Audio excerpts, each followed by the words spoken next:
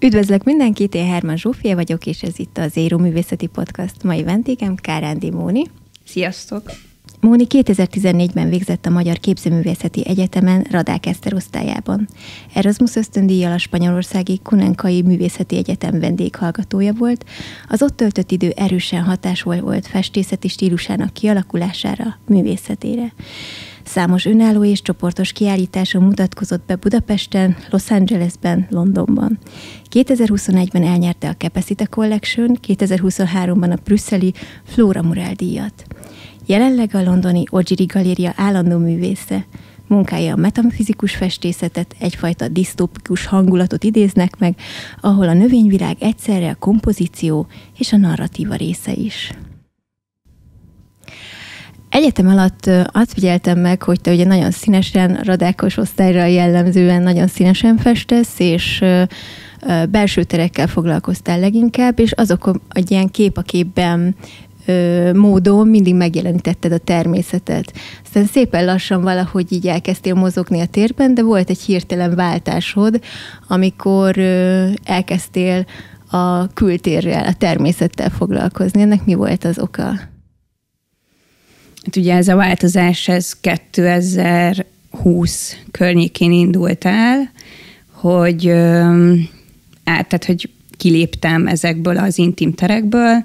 Ennek egyik oka az volt, hogy elkezdtem térinstallációkkal is foglalkozni, tehát ezzel már tettem egy lépést, úgy gondolom, és valahogy a téma választotta azt, hogy elhagyjam ezeket a belső intim tereket, és inkább így kifele egy ilyen tágabb értelmezést keressek. Talán így ezzel tudnám így behatárolni azt, hogy mi volt az a pont, amikor így elkezdtem elhagyni ezt a zártságot, és inkább így kifele nyitottam.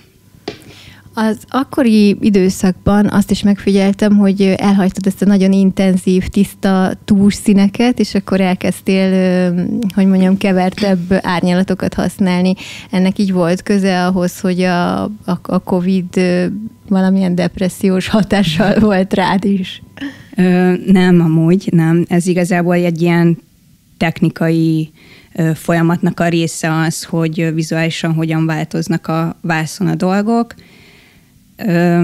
Tehát nem volt egy ilyen döntés közben, hogy miért hagytam el az előző, nem tudom, metódust. Szóval ez egy folyamat, ami folyamatosan változik, ugye? Igen, főleg, hogy most így megint ugye láttam az új képeidet, és akkor észrevettem, hogy újra megint intenzívebbek a színeid, és akkor tényleg egy kicsit beszéljünk a technikáról is, hogy hogyan építed fel a festményeket, hogy ugye először felfújod airbrush-sal, és akkor utána pedig a részletekbe hogyan mész be, milyen anyagot, festéket használsz. Hát egy kép megszületés az megelőzi egy jó pár lépés, tehát csinálok egy tervet, vagy többféle tervet készítek, és ebből szelektálok, és ezután van az, hogy maga a vásznon is van egy folyamat, ami pontosan megvan, hogy melyik lépés miután jön. És igen, az első dolog, amivel kezdek, az igazából a festékanyaga miatt, tehát hogy akrillal fújom meg a hátteret, ez legtöbbször általában az ég. Tehát maga az anyag, hogy akrilvízbe, ez is anyag, ezért ezzel kezdek, és akkor utána pedig olajjal folytatom a többi részt. Ezek a élénk színek, amiket ugye a háttérbe felfújsz, ennek ilyen disztópikus hatása van. Erről egy kicsit beszélnél, hogy ez így hogyan alakult ki? Hát ja, tehát ezek az élénk színek azért megadják annak a hangulatát, hogy egy ilyen disztópikus vagy utopisztikus élményt nyújtson a nézőnek.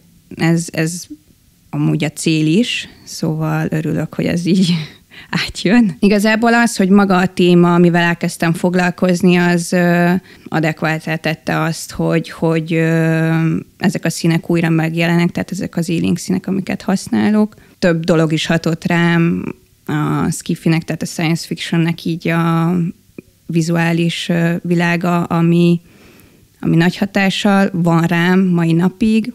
Igazából a természethez való viszonyom az, ami elsősorban elkezdett foglalkoztatni, ami nagyon ambivalens, nagyon-nagyon kettős, és nagyon sok olyan viszonyt hordoz magában, ami többféle értelmezést tud adni. Tehát, hogy eltetőnek és egyben folytogatónak is tartom.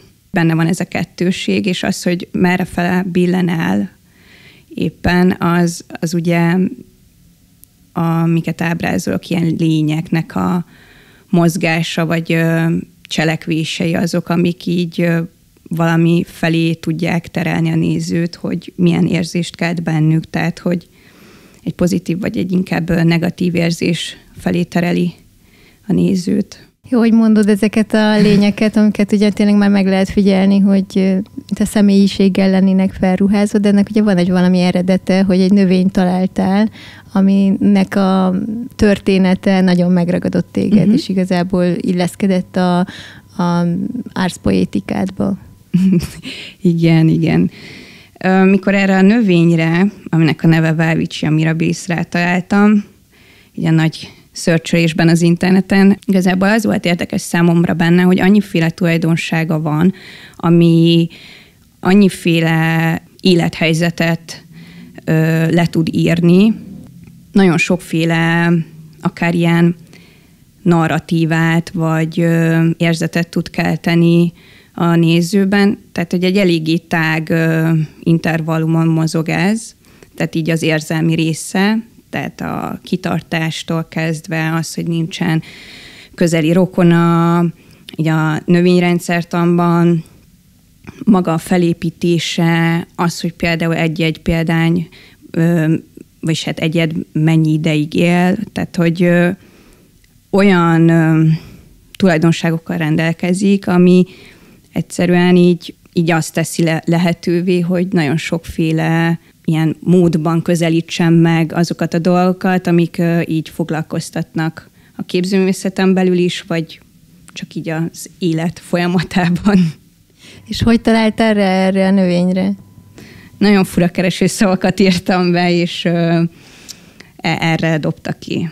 És ahogy elkezdtem olvasni róla, így egyre jobban szimpatikus volt számomra, és így megjelentek vagy hát elkezdtem vele úgy foglalkozni, hogy elkezdtem ábrázolni ugye a képeken. Vagyis vászon elkezdtem ábrázolni. Ennek térjünk egy kicsit arra, hogy ugye nem csak minket ragadott meg igazán ez a világ, amit ábrázolsz, hanem külföldön is felfedeztek téged, sőt, ugye, hogy a bevezetőben mondtam, hogy az Ogyeri Galériánál vagy állandó művész. Ennek a történetét elmeséled nekünk, hogyan jutottál ki? Hát ez szerintem így az élet abszurditása, vagy így ez néha így a semmiből történnek dolgok. Ez a kapcsolat ez így indult, hogy megelőzte az mondjuk, hogy ennek a galériásnak egy gyűjtő barátja vásárolt tőlem képeket, tehát már így találkozott a munkáimban, és akkor később csak rám ért egy üzenetet, hogy nincs kedvem kiállítani nála Londonban, és mondtam, hogy persze.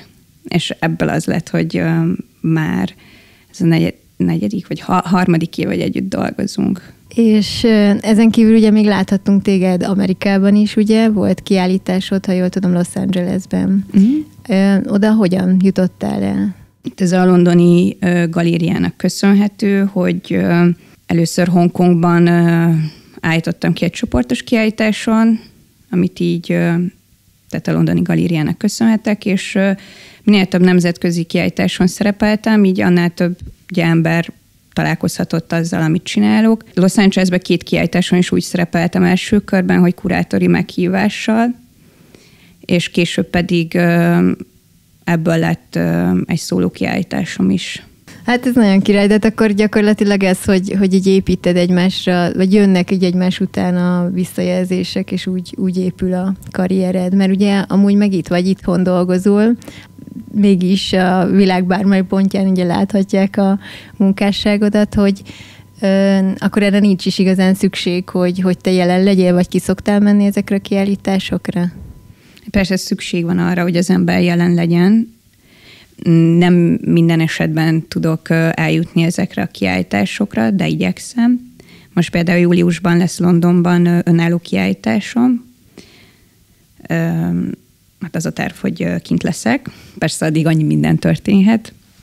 kicsit hülyén hangzik, de hogy így kényelmes ez a felállás, hogy én itthon dolgozom, és nemzetközi kiállítások azért így történnek közben, mert így valahogy így nyugi van, tehát nyugodtan tudok dolgozni, és kevésbé van az, hogy más dolgok így elterelnék a figyelmet, ami ugye ezzel jár, mikor az ember kiállításra készül. Úgyhogy koncentráltabb vagyok. Gratulálok a kiállításhoz, és nagyon kéz- és lábtörést kívánok hozzá. Lehet, akkor inkább csak láb, hogyha választani kell. Igen, az nálunk nem árt, Igen. ha vigyázzunk a kezünkre. És azért itt Magyarországon is fogunk látni téged még. Persze. Nem tűnök el itthon. Igen, persze tervezem, hogy szeretnék itthon is kiállítani, és valami térinstallációval, hogyha újra összeáll valami a fejemben, akkor nagyon szeretnék. Illetve ugye a Puderrel kapcsolatban lesz majd közös kiállításotok a csapattal. Igen. Tehát ez már ez lesz az 6., azt hiszem. Nekem is úgy remlik, igen. 6. Igen, az is tervben van. Na hát nagyon gratulálok a sikereidhez, és Köszi, csak így Zsófi. tovább. Köszi, hogy meghívtál. Be fogom rakni Moninak majd az Instagram fiókját a leírásban, úgyhogy majd kattintsatok rá és nézzétek meg a munkásságát. Tényleg nagyon izgalmas és érdekesek a festményei, illetve a téri installációi is. És ne felejtsetek el feliratkozni a podcast csatornára is, a Zero művészeti podcast csatornára. Nagyon köszönöm, hogy itt voltatok, és várlak titeket a legközelebbi adásban is. Sziasztok! Köszi, sziasztok!